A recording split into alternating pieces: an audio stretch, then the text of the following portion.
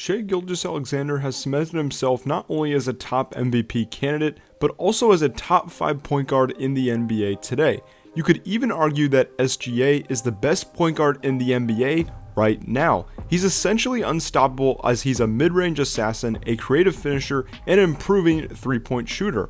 SGA has led the Thunder quickly back from a 2-year rebuild, and they are now the second seed in the West at the recording of this video.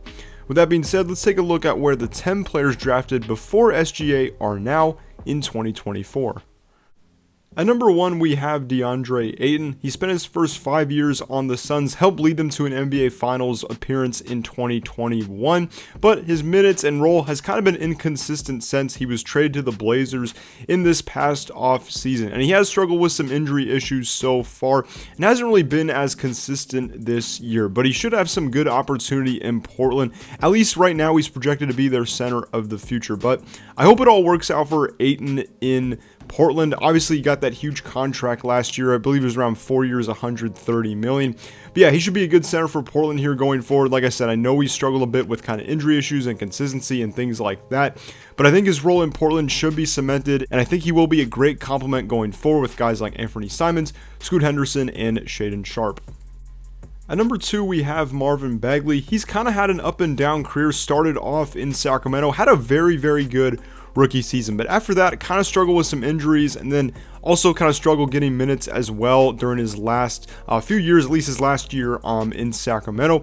Then he was traded to Detroit. In Detroit, he did get a 3-year, $35 million contract, if I'm not mistaken, at least with the numbers of it. But yeah, he's in Detroit right now, kind of though in and out of the rotation. The Pistons did just go through a 28-game losing streak, but yeah, Bagley kind of still struggled with injuries, sometimes with consistency. I think he is a decent backup for a 5-man and should have a role in the NBA, but he's a really, really talented player. Like I said, I think he can be a really good backup for a 5-man in this league and possibly start somewhere in the future. But yeah, obviously though, the injuries, the consistency, that just has to get better at this point. Hopefully it all goes well for Marvin Bagley, and hopefully he can stay healthy throughout this next year or two. At number 3, we have Luka Doncic. I mean, immediately when he came to the NBA, he has just been pretty much an MVP candidate, if I'm being honest. I mean, by his second season, 28 points, 8 rebounds, 8 assists. Now, I don't think he's been MVP yet just because of the Mavs' overall record and team success. They didn't make the playoffs last year after the Kyrie Irving trade. But this year, Luka has been absolutely going off. 33 points a game, around 9 rebounds, 9 assists, 38% from 3. I mean, it seems like almost every game he's getting a 30-point triple-double at this point, but he's just doing things we really haven't seen from any young player. He's also one of the fastest NBA players ever to reach 10,000 career points. So, man, if Luka keeps up what he's doing, definitely will be a Hall of Famer in the future. He's definitely the best player in this draft class at the moment. But yeah, not much else to say about Luka other than he has been one of the best players in the league. He's been an MVP candidate. I'm sure at some point he will get a couple MVPs and hopefully a few championships as well. At number 4, we have Jaren Jackson Jr. He has developed into an elite defensive player. He averaged over 3 blocks a game last season, made his first All-Star game, and has continued that production into this year, averaging a career high in points at near 20 a game. But yeah, Jackson, he's an excellent floor spacer at the 5 position, great shot blocker, can pretty much defend all 5 positions too. He's got good mobility.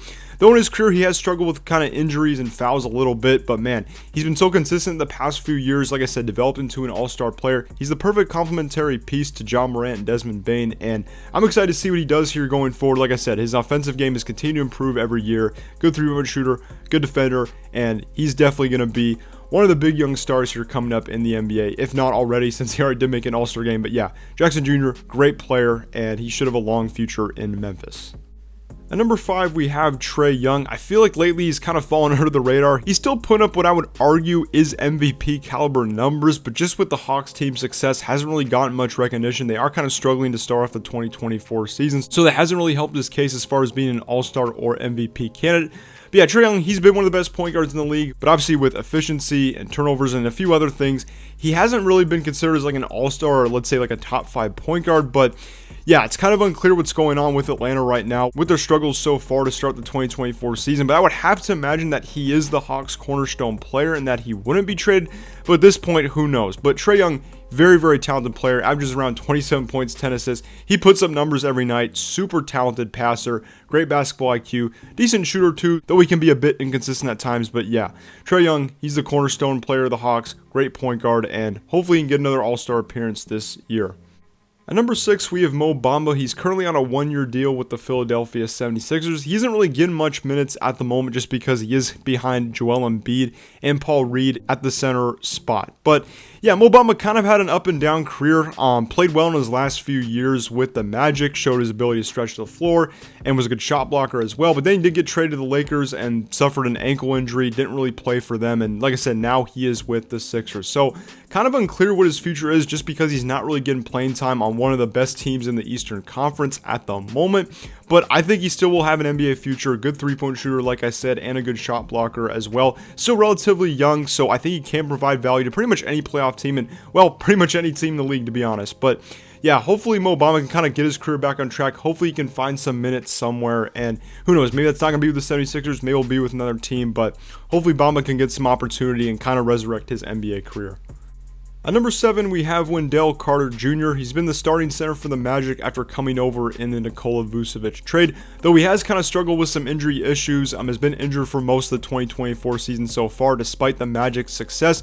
But it is clear the Magic are much better with him on the floor than with him off. He's such a good center, can do a whole bunch of things. Solid defender, solid rebounder, has also shown an ability to stretch the floor. So really not much else I can say about him other than that I hope he stays healthy. He's been so solid for the Magic and consistent when he is healthy. So for him, it's just about staying healthy, making sure he's on the court because, like I said, the Magic are a much better team when he is healthy and when he's anchoring them on both ends of the court. So hopefully Wendell Carter can stay healthy for the rest of this 2024 season and help lead the Magic to another playoff berth, the first one since 2020.